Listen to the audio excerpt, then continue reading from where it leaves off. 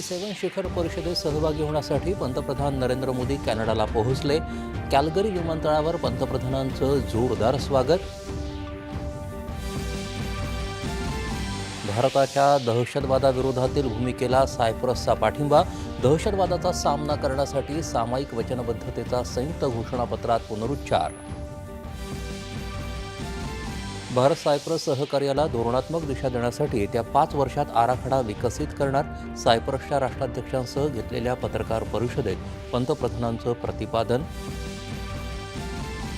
पश्चिम आशियात इस्रायल आणि इराण यांच्या सुरू असलेल्या संघर्षाच्या पार्श्वभूमीवर अमेरिकेचे राष्ट्राध्यक्ष डोनाल्ड ट्रम्प यांचा G7मधून तातडीनं परतण्याचा निर्णय. इराणचा पुन्हा इस्रायलवर क्षेपणास्त्र हल्ला. इराणचे सर्वोच्च नेते खामेनी यांचा खात्मा केला तरच या क्षेत्रात शांतता प्रस्थापित होईल. इस्रायलचे पंतप्रधान नेतन्याहू यांचा दावा. इस्रायल इराण युद्धाचा भारतातल्या इंधन पुरवठ्यावर परिणाम नाही. इंधन गरजा पूर्ण करण्यासाठी भारत सक्षम. केंद्रीय पेट्रोलियम मंत्री हरदीप सिंह पुरी.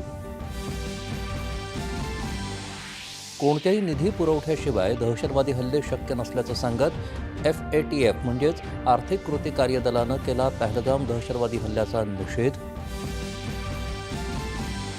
आदिवासींच्या जीवनात परिवर्तन घडवून आणणाऱ्या धरती आबा ग्राम उत्कर्ष अभियानाचा पालघर इथून मुख्यमंत्र्यांच्या हस्ते शुभारंभ.